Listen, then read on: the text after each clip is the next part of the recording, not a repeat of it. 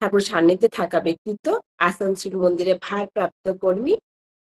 আমার দাদার শ্রীমুখ থেকে আমরা 30 মিনিট সময় ঠাকুরের কথা শ্রবণ করব।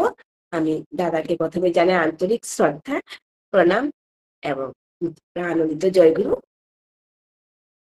জয়গুরু দাদা। আমার শ্রদ্ধেয় হেমচন্দ্র তেওয়ারি দাদা। মূকং করোতি বাচালং পঙ্গং লঙ্ঘয়তি গিরিম যৎকৃপা তমহং বন্দে পরমানন্দ মাধবম। ন বসামি বৈকুণ্ঠে যোগিনাং হৃদয় ন চ মদ্ভক্তা যত্র গায়ন্তি যত্র তিষ্ঠন্তি তত্র তিষ্ঠামি নারদ। পরম প্রেম শ্রী শ্রী ঠাকুরের রাতুল চরণে, জগৎ জননী শ্রী শ্রী বড়মার রাতুল চরণে, পরম পূজ্যপাদ শ্রী শ্রী বরদার রাতুল চরণে, পরম পূজ্যপাদ শ্রী শ্রী আচার্যদেবের রাতুল চরণে আমার অসংখ্য ভক্তিপূর্ণ প্রণাম। ইষ্ট পরিবারের অন্যান্য সকলের রাতুল চরণে আমার ভক্তিপূর্ণ প্রণাম। আজকের এই অনলাইন সৎসঙ্গের সঞ্চালিকা মহোদয়া এবং অন্যান্য পাঞ্জাধারী কর্মীবৃন্দ, দাদারা ও মায়েরা প্রত্যেককেই যথাস্থানে আমার আন্তরিক প্রীতি, শ্রদ্ধা ও আনন্দনন্দিতরা প্রত্যেককে জানাই। তার সাথে সাথে জানাই আজকে যে ভারতবর্ষে আমরা জন্মগ্রহণ করেছি, আর্য ঋষির দেশ, সেই দেশ দীর্ঘদিন পরাধীন থাকার পরে যে স্বাধীনতা লাভ করেছে তার ৭৯তম আজকে স্বাধীনতা দিবস। এই স্বাধীনতা দিবসের শুভ আপনাদেরকে শুভ দিনটির জ্ঞাত করাই এবং আমরা সকলেই পরমপিতার সন্তান, সবার মঙ্গল হোক। আমি ভক্ত প্রবর শৈলেন্দ্রনাথ ভট্টাচার্যের একটি সঙ্গীত দিয়ে শুরু করছি। বলো গুরুজির জয় বলো, ধর্মের জয় বলো, কৃষ্টির জয় বলো, জয় ভারতের। বলো গুরুজির জয় বলো, ধর্মের জয় বলো, কৃষ্টির জয় বলো, জয় ভারতের। এ ভূমি পুণ্য ভূমি মহামানবের, এ ভূমি পুণ্য ভূমি মহামানবের। বলো গুরুজির জয় বলো, ধর্মের জয় বলো, কৃষ্টির জয় বলো, জয় ভারতের। কত সম্রাট, কত রাজ্য, কত বিপ্লব হলো পার, তবু মরেনি সোনার ভারত, মরেনি সাধনা তার। কত সম্রাট, কত রাজ্য, কত বিপ্লব হলো পার, তবু মরেনি সোনার ভারত, মরেনি সাধনা তার। আকাশে বাতাসে আজ জলে তপের অনল, ধুলিতে ধুলিতে জাগে সেই সাধনার যোগ বল। এই দান মহাদান তব জীবনের। বলো গুরুজির জয় বলো, ধর্মের জয় বলো, কৃষ্টির জয় বলো, জয় ভারতের। ডাকে অযোধ্যা কপিলা বস্তু, মথুরা বৃন্দাবন, ডাকে নবদ্বীপ কামার পুকুর, হিমায়তপুরের অঙ্গন। ডাকে অযোধ্যা কপিলা বস্তু, মথুরা বৃন্দাবন, ডাকে নবদ্বীপ কামার পুকুর, হিমায়তপুরের অঙ্গন। বলে শির দাও শিরদার সর্দার, দাও মন প্রাণ। বলে শির দাও শিরদার সর্দার, দাও মন প্রাণ। লহ জীবনের মহাশিক্ষা, মহামানবের মহামন্ত্রে, লহ জীবনের নবদীক্ষা। লহ জীবনের মহাশিক্ষা, মহামানবের মহামন্ত্রে, লহ জীবনের নবদীক্ষা। তার নাম জপ অনিবার, তার নাম জপো নিবার। বলো ভারতে, বলো গুরুজির জয় বলো, ধর্মের জয় বলো, কৃষ্টির জয় বলো, জয় ভারতে। এ ভূমি পুণ্য ভূমি মহাভারতের, বলো গুরুজির জয় বলো, ধর্মের জয় বলো, কৃষ্টির জয় বলো, জয় ভারতের, বলো গুরুজির জয়। শ্রী শ্রী ঠাকুর অনুকূল চন্দ্র, তাকে বলা হয় পূর্বাপূরক আপূর্বমান, বর্তমান পুরুষোত্তম, আপূর্বমান বৈশিষ্ট্যবালী বর্তমান পুরুষোত্তম। শ্রী শ্রী ঠাকুর অনুকূল চন্দ্র এসেছেন, তিনি এখন আমাদের কাছে জীবন্ত। পুনরায় যতদিন তিনি না আসছেন ততদিন আমাদের কাছে তিনি জীবন্ত। যখনই পুরুষোত্তমের আবির্ভাব হয়েছে, তাদের একটাই লক্ষ্য, মানুষ যেন তার কথা শুনে কাজ করে এবং তাকে যেন object of love, centre of love, ভালোবাসার কেন্দ্র তৈরি করে, তাকেই যেন জীবনের সর্বোপরি মনে করে। এটাই প্রত্যেকটি পুরুষোত্তমের মূল বক্তব্য। শ্রীকৃষ্ণ তার বাণীতে বললেন, সর্বধর্মান পরিত্যজ্য মামেকং শরণং ব্রজ, অহং ত্বাম সর্বপাপেভ্যো মোক্ষয়িষ্যামি মা শুচো। হ্যাঁ, বুদ্ধদেব বললেন, বুদ্ধং শরণং গচ্ছামি, ধর্মং শরণং গচ্ছামি, সংঘং শরণং গচ্ছামি। প্রভু যিশু বললেন, I am the way, the truth, I am the Father. None can come unto the Father but through me, because I and my Father are the one. তাহলে দেখা যাচ্ছে যে প্রত্যেকটি অবতার পুরুষ চেয়েছেন যে যেন আমরা সেই তাকেই জীবনের কেন্দ্র মেনে সেইভাবে আমরা চলি এবং তার কথা শুনি। যারা তার কথা শুনে তারা কি হয় না, চৈতন্য মহাপ্রভু বলেছেন, আশ্রয় লইয়া ভজে তারে কৃষ্ণ নাহি তজে, আর মরে অকারণ। আশ্রয় লইয়া ভজে তারে কৃষ্ণ নাহি তজে, আর সব মরে অকারণ। তাহলে মানুষকে মরতে হবে, কিন্তু অকারণ মরে যাওয়া তার মানে তার মৃত্যুর সময়টা আসেনি, অথচ সে মরছে। সেইখানে শ্রী শ্রী ঠাকুর অনুকূল চন্দ্র কি বললেন, মরো না, মেরো না, পারো তো মৃত্যুকে অবলুপ্ত করো। মরো না মানে কি, হেমচন্দ্র তেওয়ারির এখন 93 বছর বয়স, তা আমি কি মারা যাব না? আমার দেহটা সব দিন থাকবে না, কিন্তু আমার আত্মার মৃত্যু নেই। আত্মা ছিল, আত্মা থাকবে, আত্মা আবার আসবে। কোনো জীবকে কোনো দেহকে লক্ষ্য করে আত্মার আবার আবির্ভাব ঘটবে। এইভাবে সাইক্লিক অর্ডারে আত্মার আবাগমন চলছে, চলবে। এটাই শাশ্বত এবং সনাতন। তাই এই যে মরো না, অর্থাৎ অসময়ে যেন আমি না চলে যাই। আজকে আমার 93 এজ, এরপরে যদি আমার মৃত্যু ঘটে, কিন্তু সেটা আমার মৃত্যুকে অবলুপ্ত করাই হলো। কারণ ঠাকুর লাস্টে বলছেন, মেরো না, হ্যাঁ, মরো না, মেরো না, পারো তো মৃত্যুকে অবলুপ্ত করো।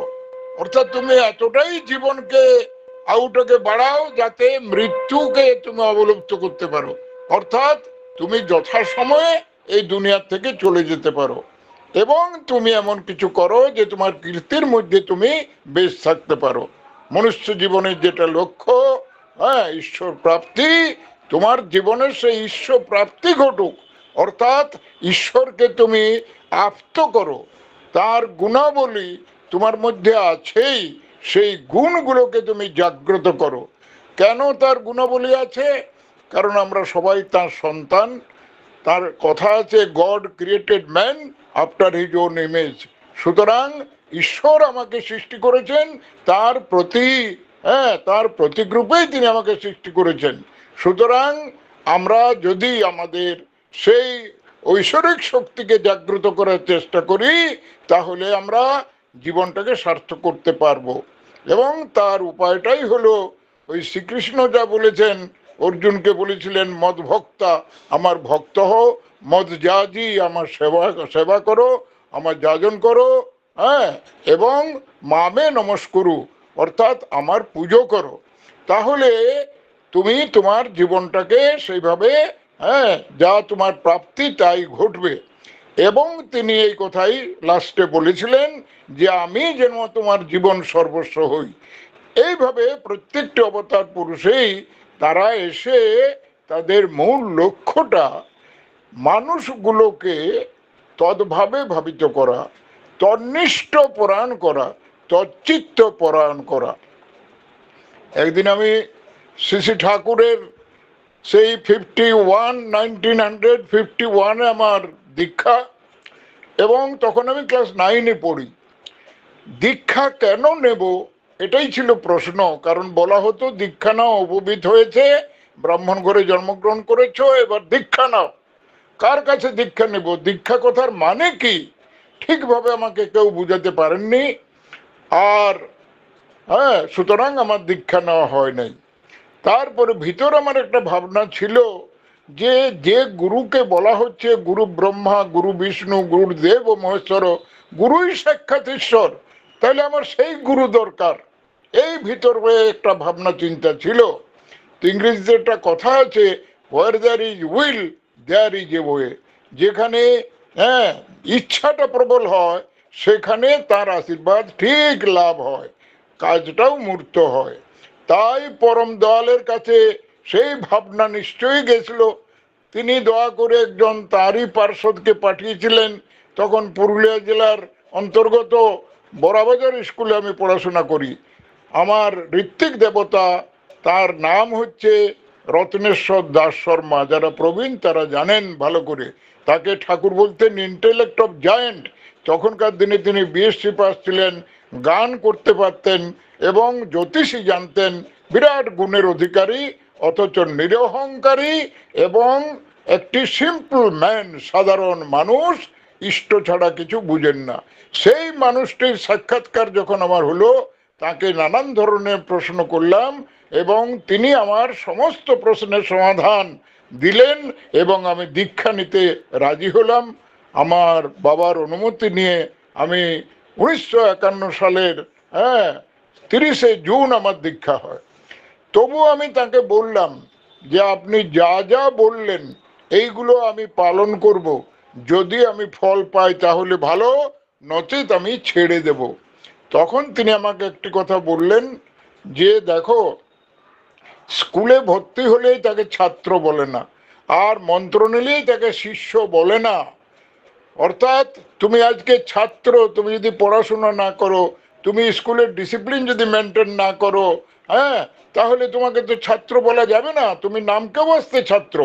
তেমনি ঠাকুরকে তুমি গ্রহণ করেছো, এবার তার ডিসিপ্লিন মেনে তোমাকে চলতে হবে এবং তিনি যা বলেছেন সেগুলো করতে হবে। করলে তবে তুমি তুমি তার শিষ্য।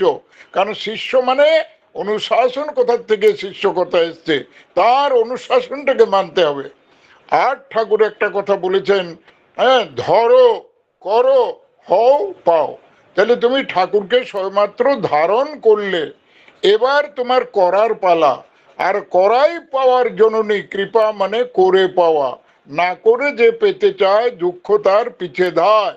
সুতরাং তোমাকে করতে হবে এবং করলেই তুমি বুঝতে পারবে যে তুমি কি ছিলে, কি হচ্ছ, কোথায় যাবে, তোমার সব কিছু মাথার ভিতরে আসবে। হলো তাই।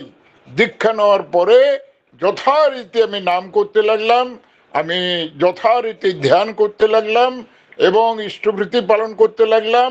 সকাল সন্ধ্যা প্রার্থনা করি, এমনকি থানকুনি পাতা খাওয়া, শবাসন করা, চক্র নিয়ে ধ্যান করা, যেগুলি যা তিনি বলেছিলেন সেগুলো আমি করতে শুরু করি।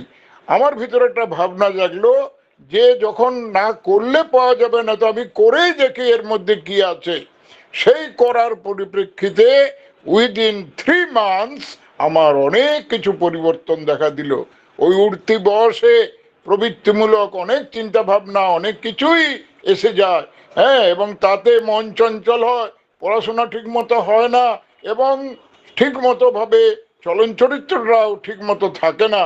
কিন্তু এই যে দোয়ালের নাম নিয়ে এবং ওই করার পরিপ্রেক্ষিতে আমি বিরাট একটা শক্তি অনুভব করতে লাগলাম, এবং একটা ভিতর থেকে আমার একটা প্রেরণা পেতে লাগলাম, আনন্দ পেতে লাগলাম। এবার আমার আন্তরিক ইচ্ছা হলো নাম আর নামই অভেদ, সুতরাং হ্যাঁ, সেই নামই পুরুষকে আমাকে দর্শন করতে হবে। তিনি তো পুণ্যভূমি দেওঘরে অবস্থান করছেন, তাকে দর্শন করলে আমি এবং তার কাছ থেকে আমি আমার জীবনের পরবর্তী চলার পথ আমি জেনে নেব, হ্যাঁ, এবং কিভাবে আমি চলবো। তাই হলো উইদিন 3 মান্থ একজন মাস্টারমশাই ঠাকুরের দীক্ষিত ছিলেন, তিনি ঋত্বিকও ছিলেন, কিন্তু ওই অঞ্চলে তখন শ্রী শ্রী ঠাকুর অনুকূল চন্দ্রের তেমন কোনোই প্রসার হয়নি, আমরা তার বিষয়ে কিছুই জানতাম না। যাই হোক, আমি দেওঘরে গেলাম। দেওঘরে গিয়ে জ্যোতি আশ্রমে ঠাকুরকে দর্শন করলাম, কিন্তু ভিতরে যাওয়া নিষেধ, সুতরাং বাইরের থেকে দর্শন। সেই দর্শন নয়, সেটা দেখা নয়, সেটা দর্শনে পরিণত হলো, অর্থাৎ হৃদয় থেকে এক চরম আনন্দ প্রাপ্তি হলো। এবং আমি দেখলাম জগতে হাজার হাজার মানুষ দেখেছি, কিন্তু এইরকম মানুষ দেখিনি, যার দেহের থেকে উদীয়মান সূর্যের মতো একটা জ্যোতি বেরোচ্ছে, যার চোখের অপলক দৃষ্টিতে যেন মনে হচ্ছে তিনি আমাকেই দেখছেন, হ্যাঁ, আমার দিকেই তার দৃষ্টি আছে, কিন্তু তার দৃষ্টি যে সবার দিকে, পরবর্তীকালে সেটাই শুনতে পারলাম, জানতে পারলাম। যাই হোক, ইচ্ছা জাগলো যে তার সাথে কথা বলবো, কারণ তিনি তো মানুষ, তিনি তো ফটো নন, আর তিনি কোনো মূর্তিও নন। সুতরাং বাবার সাথে কথা বলি, মার সাথে বলি, শিক্ষকের সাথে বলি, বন্ধুর সাথে বলি, তাহলে তার সাথে বা কেন কথা বলতে পারবো না? কিছুক্ষণ পরেই তিনি এসে, তখন একটা তাসু বলে ঘর ছিল যেখানে শ্রী বর্দা বসতেন, হ্যাঁ, সেইখানে তিনি এসে বসলেন। তার বসার জায়গা আগে থেকে ঠিক করে রাখা হয়েছে, ধবধবে বিছানা, বালিশ ইত্যাদি, এসে বসলেন। আমি ভাবলাম এইটাই হচ্ছে আমার অপরচুনিটি। একটু দূর থেকে আমি বললাম, বাবা সম্বোধন করে, বাবা, হ্যাঁ, আমি অমুক জায়গা থেকে এসেছি, আমি ছাত্র, ছাত্র জীবনে আমার কি করণীয়? শ্রী ঠাকুর তখন বললেন, অমনি কাছে এসো। তিনি দয়া করে তার মধুর স্বর দিয়ে আমাকে কাছে ডাকলেন এবং বললেন, সুনমণি, তুমি আজও ছাত্র, তুমি বরাবরের জন্যই ছাত্র, যতদিন বাঁচবা ততদিন শিখবা। হ্যাঁ, অর্থাৎ যতদিন তুমি বাঁচবে তোমাকে শিখতে হবে। তারপরে তিনি বললেন, তোমার যে পাঠ্যবস্তু, হ্যাঁ, যারা শুনছে, যদি ছাত্র কেউ থাকে তার উপকার হবে, ছাত্ররা ভাই শুনবে। হ্যাঁ, বললেন পড়ার সাথে লেখার অভ্যাস করবে, আর যে বিষয়টা পড়বে এমন ভাবে পড়বে যেন গল্পের আকারে সেটা অন্যকে বলে দিতে পারো, আর তার যে অনুশীলনী সেইগুলো লিখবে, উত্তরগুলো লিখবে, এবং যিনি জানেন তাকে দেখাবে, আর ভুল সংশোধন করে নেবে। আর আদিগুরু পিতামাতাকে শ্রদ্ধা করবে, গুরুজনকে শ্রদ্ধা করবে, এবং শিক্ষককে শ্রদ্ধা করবে। শ্রদ্ধাবান লভতে জ্ঞানম, এই প্রথম কথা। তারপরে আরো কথাবার্তা হয়েছে, হয়তো একসময় আলোচনাও করেছি। এই যে শুরু হলো 1951 সাল, হ্যাঁ, প্রথম দর্শন থেকেই, তারপর যখন যখন তার কাছে গেছি, প্রায় দীর্ঘ 18 বছর ধরে তাকে দেখার সৌভাগ্য এবং কথোপকথন হয়েছে। তিনি দয়া করে আশীর্বাদ করেছেন, সেই আশীর্বাদ এক একটা পালন করতে গিয়ে যোগ্যতা, দক্ষতা বেড়েছে। তিনি 1961 সালে 6 আগস্ট আমাকে সভাপতি ঋত্বিকের পাঞ্জাব প্রদান করেছেন। আমি মেট্রিক 10 ছিলাম, তিনি শিক্ষকতার লাইনে আমাকে এনেছিলেন। তারপরে তিনি আমাকে গ্রাজুয়েট হওয়ার, হ্যাঁ, গ্রাজুয়েশন করার আশীর্বাদ করলেন, সেটাও তার দোয়াতে আমি IBA পাস করলাম। পরে আবার আমি MA দিলাম। যাই হোক, এইভাবে মানে আমি তার গাইডেন্সটাই মেনে নিয়ে আর সেইভাবে চলতে লাগলাম। যখন যা আদেশ আসে সেইগুলোকেই পালন করার চেষ্টা করতে লাগলাম। এই পালন করার পরিপ্রেক্ষিতে যা আমার অনুভূতি হতে লাগলো, আমার কাছে যাজন তাই। সুতরাং আমি যেটুকু অনুভব করেছি বা অনুভূতি আমার এসেছে, সেইগুলোই আমি মানুষের সামনে তুলে ধরি। তবে যাই হোক, আজকে স্বাধীনতার কথা কিছু বলবো। কারণ এই যেভাবে স্বাধীনতা এসেছে, যুগপুরুষোত্তম শ্রী শ্রী ঠাকুর তিনি তা চান না, তিনি তা চেয়েছিলেন না। কারণ একবার শ্রী শ্রী ঠাকুর বসে আছেন, এমন সময় কয়েকজন মানুষ এলো, এসে বলল যে ঠাকুর আপনি আশীর্বাদ করুন, আমরা দেশের সেবা করতে চাই। তখন শ্রী শ্রী ঠাকুর প্রফুল্লদাকে বললেন, প্রফুল্ল দেখতো দেশ কথাটা কোথা থেকে এসছে। হ্যাঁ, তখন প্রফুল্লদার ডিকশনারি দেখে বললেন দেশ কথা দিস কথা থেকে এসছে। বলে দিস কথা থেকে এসছে না, দিস কথা এসছে আদেশ থেকে। তখন শ্রী শ্রী ঠাকুর বললেন শুনলেন, আদেশ থেকে দেশ কোথায় এসেছে। তাইলে আদেশ কে দিতে পারে?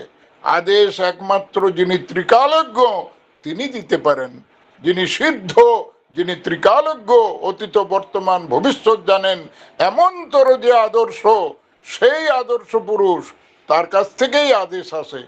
সেই আদেশ পালন করলে নিজের সেবা, পরিবারের সেবা, সমাজের সেবা, দেশের সেবা। এই যে ঠাকুর বললেন যে তাহলে হ্যাঁ, অর্থাৎ ত্রিকালজ্ঞ বা যিনি সিদ্ধ তার কাছ থেকেই আদেশ আসে, সেই আদেশ হয় নির্ভুল, নির্ভুল ব্যক্তিত্বের অধিকারী যিনি। কিন্তু আমাদের দেশের দুর্ভাগ্য বলবো, তদানীন্তন নেতারা অনেকেই ঠাকুরের কাছে গেছেনও, কিন্তু ঠাকুর যেভাবে চেয়েছিলেন স্বাধীনতা আনার, কারণ স্বাধীন কথাটার মানেই তিনি বলেছেন স্বয়ের অধীন। স্ব মানে সত্তা, সত্তার অধীন। সত্তাকে কার অধীন করতে হবে? পরমাত্মার অধীন করতে হবে। সেই সত্তার মূর্ত প্রতীক হলেন শ্রী শ্রী ঠাকুর অনুকূলচন্দ্র। তার অধীন নিজেকে না করলে স্বাধীন হওয়া যাবে না। আর আমি যদি ব্যক্তিগতভাবে স্বাধীন না হই, তাহলে আমি প্রবৃত্তির অধীনে থাকবো। আর প্রবৃত্তি অধীন যারা, তারা কিন্তু স্বাধীনতার সুখ দিতে পারবে না। তারা আত্মকেন্দ্রিক হবে এবং তারা মানুষের কল্যাণ না করে অকল্যাণই করবে। সুতরাং তিনি চেয়েছিলেন প্রত্যেকটা মানুষকে সেভাবে স্বাধীন করা, অর্থাৎ সত্তার অধীন যেন তারা হয়। তারা যেন ইষ্টমুখী চলনায় চলে নিজের জীবনটাকে তৈরি করে। তারা যেন সৎনামের অধিকারী হয়, সদ্গুরুকে অনুসরণ করে, সৎসঙ্গকে আশ্রয় করে, এইভাবে যেন তারা চলে। তো তা তখন আর নেতাদের কানে তো সে কথা গেল না। তাদের একটাই লক্ষ্য, ব্রিটিশকে এখান থেকে তাড়াতে হবে এবং স্বাধীনতা লাভ করতে হবে। ঠাকুর সেখানে বললেন এই যে 200 বছর তারা দেশকে স্বাধীন, তারা যে দেশকে শাসন করছে তাদেরও অনেক গুণ রয়েছে, সেই গুণগুলোকে নেওয়ার চেষ্টা করা দরকার। তা না হলে পরবর্তীকালে স্বাধীনতা লাভ করেও আমাদের এমন কিছু সমস্যা দেখা দিবে যে সেই পরের জন্যই আমাদের নির্ভরতা করতে হবে। হ্যাঁ, সেখানে ইঞ্জিনিয়ারিং আছে, আরো অনেক ব্যাপার আছে, অনেক কনস্ট্রাকশনের ব্যাপার আছে, ইত্যাদি ইত্যাদি। সুতরাং তাদের সংস্পর্শে থেকে তাদের গুণগুলোকে আয়ত্ত করা, এটাই তিনি চেয়েছিলেন। যাই হোক, স্বাধীনতা এলো, কিন্তু তিনি বললেন যদি ঠিকভাবে স্বাধীনতা না আসে তা কিন্তু স্বেচ্ছাচারিতায় পরিণত হবে। এটা তাই ঘটলো। আমরা আজ 79 বছর স্বাধীন হয়েছি, কিন্তু আমরা কেউই বলতে পারছি না যে আমি স্বাধীন, অর্থাৎ প্রবৃত্তির ঊর্ধ্বে আমি, এটা কয়জন আমরা বলতে পারছি? আমরা বলতে পারছি না। সুতরাং যারাই আজকে নেতৃত্ব স্থানে রয়েছেন, শাসন যারা করছেন, তারা শোষণের সেবক হয়েছেন। তারা মানুষের মঙ্গল কি করে করতে হয় তা তারা জানেন না, যেহেতু নিজেই তারা ইষ্টে যুক্ত নন। যার জন্য শ্রী ঠাকুর তিনি তো আর কাউকে পরোয়া করেন না। তিনি এক কথায় বলে দিয়েছেন, ইষ্ট নয় নেতা যেই, জমের দালাল কিন্তু সেই। আমরা কিন্তু সেই সমস্ত হ্যাঁ নেতৃত্বাধীন আজকে আমরা ভারতবর্ষে বসবাস করছি। সুতরাং আমরা স্বাধীনতার যে সুখ তা আমরা কিন্তু পাইনি। ভবিষ্যতে যদি ভারতবর্ষে সেই মানুষ তৈরি না হয়, তাহলে কিন্তু এই স্বাধীনতার যে মূল উদ্দেশ্য সেটা কোনোদিনই পরিপূরণ হবে না। যখন নেতাজি সুভাষচন্দ্র বসু একবার নয়, দুবার নয়, তৃতীয়বার ঠাকুরের কাছে গেছিলেন, তখন নেতাজি প্রশ্ন করেছিলেন ঠাকুরকে যে যদি ভারতবর্ষ কোনোদিন স্বাধীনতা লাভ করে তাহলে কোথা থেকে কাজ শুরু করতে হবে। তখন শ্রী শ্রী ঠাকুর বলেছিলেন, বিবাহ আমাদের যে বর্ণাশ্রমিক বিবাহ নীতি আছে, সেই নীতি অনুসারে বিবাহ আমাদের দরকার। কারণ যদি সুবিবাহ না হয় তো সুসন্তান আসবে না, আর সুসন্তান যদি না আসে কে দেশকে ধরে রাখবে, কে প্রকৃত অর্থে মানুষের কল্যাণ করবে? সুতরাং বিবাহ সংস্কারটা সবচেয়ে আগে। তাই নেতাজি সুভাষচন্দ্র বললেন, এই কথাটা তো কোনোদিন ভাবিনি। আবার দেশবন্ধু চিত্তরঞ্জন যখন ঠাকুর কাছে এলেন তখন তাকেও এ কথা বলেছিলেন যে দেখুন, আপনি এই স্বাধীনতা আন্দোলন করছেন, মহাত্মাজি করছেন, দেশ ধরুন স্বাধীন হলেও আপনারা সব দিন থাকবেন না, তার জন্য মানুষ তৈরি করেছেন যারা স্বাধীনতাকে ধরে রাখবে। তখন দেশবন্ধু চিত্তরঞ্জন তিনি চুপ হয়ে গেলেন, বললেন এই কথাটা তো ভাবিনি। তখন বললেন, সুবিবাহর ব্যবস্থা করুন। বিবাহ যদি ঠিক মতো হয়, কারণ বিয়ের মাধ্যমেই সন্তান আসে, এখন থেকে যদি বিবাহটা ঠিক মতো হয় তাহলে 20 বছর পরে ভালো কিছু সন্তান পাবেন, যাদের উপরে বিশ্বাস করা যাবে। আপনি কিছুক্ষণ আগেই বললেন আপনার হাতে একটা দ্বিতীয় ব্যক্তি নাই যার উপর দায়িত্ব দিয়ে আপনি একটা দিন দুটো দিন আমার কাছে থাকতে পারেন, তাহলে কার উপর দায়িত্ব দিয়ে আপনারা চলে যাবেন? সেই মানুষ তৈরি করেছেন। তখন দেশবন্ধু চিত্তরঞ্জন এই কথাটা বলেছিলেন যে আমরা দেশকে স্বাধীন করতে হবে এইটাই ভেবেছি, এই জন্য যে মানুষ তৈরি করতে হবে তা কখনো ভাবিনি। সুতরাং এই যে চিন্তাধারার ভিতর দিয়ে যা স্বাধীনতা হয়েছে সেটা, এবং পরবর্তীকালে যখন ঠাকুর কাছে জিজ্ঞাসা করা হলো, ঠাকুর কাছে বলা হলো ভারতবর্ষের শাসন ব্যবস্থা হলো মানে ডেমোক্রেটিক ভারতবর্ষ, গণতন্ত্র ভারতবর্ষ। ঠাকুর সেখানেও বললেন এটা কেমন করে হয়? গণতন্ত্র মানে তো পরস্পর মানে মেজরিটির ভোট নিয়ে কোনো আইন কানুন ইত্যাদি যা কিছু সব পাশ করা। এই যে গণতন্ত্র, এটা কি পরিবারে চলবে? কোনো একজন বিশিষ্ট ব্যক্তির কাছে ঠাকুর বলছিলেন যে এটা ধরুন আপনার ঘরে এটা চলবে। ধরুন আপনার বাড়িতে 10 জন মেম্বার আছে, এবার আপনার বাড়িতে একটু লবণ আনতে হবে, তখন কি ওই আরো 9 জনের ভোট নিয়ে লবণ আনা হবে? একটা তরকারি নতুন করে করতে হবে, তো ওই 9 জনের ভোট নিয়ে তরকারি হবে? বলে না, তা কি করে হয়? বাড়ির যিনি কর্তা বা কর্ত্রী তিনি যেমন ভাবে যা ভাববেন, বলবেন, করবেন, সেইটাই সবাই তো মেনে নেয় না। তাহলে যেটা বাড়িতেই চলবে না সেটা দেশে কি করে চলবে?